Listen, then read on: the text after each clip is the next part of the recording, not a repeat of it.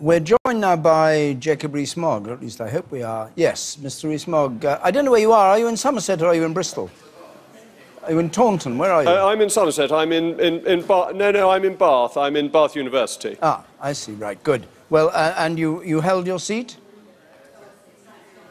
I have, yes. Good. And tell us about your view of what's happened. Was the Prime Minister guilty of hubris by running for this election when she said she wasn't going to, and is the result a disaster for the Conservative Party?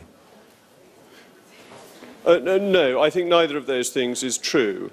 I think an election was going to be inevitable, both as a result of the Brexit vote a year ago and of having a new Prime Minister, that a new Prime Minister required a mandate ultimately, and it was merely a question of time. As for the Conservative Party, we seem to be starting out today where we finished before the last Parliament was dissolved. So there isn't much change, but there's some rotation, and I think that will probably mean that we continue to form the government. So it's not a disaster, but it's not as good as it could have been. It's quite strange to say you're back where you were before this election, when you did have a majority of 17 before the election. You now don't have a majority, it seems. Well, we haven't had all the seats in yet, but it's not an enormous change. It's within the margin of error at the moment. She said she wanted to guarantee certainty and stability for the years ahead. Does this guarantee certainty and stability for more than a couple of months, perhaps? Well, the British people have decided on the Parliament that they want, and that's their right to do so and to be governed according to their democratic will. And the certainty and security of the British Constitution is, I think, very great over many hundreds of years. And indeed, the certainty and security of the BBC reporting of it. I congratulate you on your 10th successive edition of Election Night. You may have an 11th in October to come, but time will tell. What do you think, leaving that aside for a moment, what do you think the Prime Minister should do about the Brexit negotiations which are due to start, as we know, in 11 days' time? Can it be pursued as though nothing had happened? Well, the Prime Minister is the Prime Minister and is the person who will pursue these negotiations. The very straightforward fact is that we leave the European Union at the end of March 2019, and the negotiations are a prelude to that, but they're not necessary for that.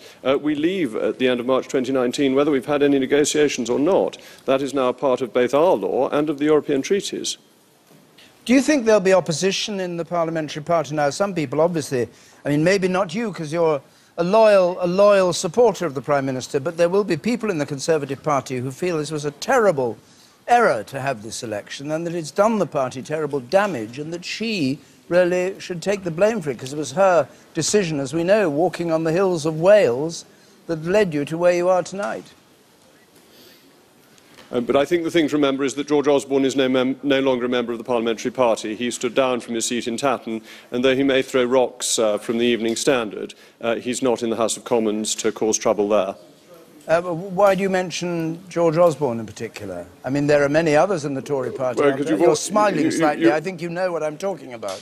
I'm smiling because you've already reported his comments earlier this evening, and he seemed to want to stir it up a bit. I think Mrs May will have a good deal of support. She's only been the leader for under a year. She got it without any opposition, an uncontested election with support up and down the country. I don't think the Conservative Party is so fickle or such a fair-weather friend as it would not continue to back the Prime Minister. There appears to be somebody dismantling the set behind you, Mr Rees Mogg. And I don't want you to suffer the humiliation of being alone in the open air in some godforsaken part of Bath. I think that the day thou gavest, Lord, is ended, is pretty much the case here. Thank you very much indeed for joining us. Thank you. Good night. Good night.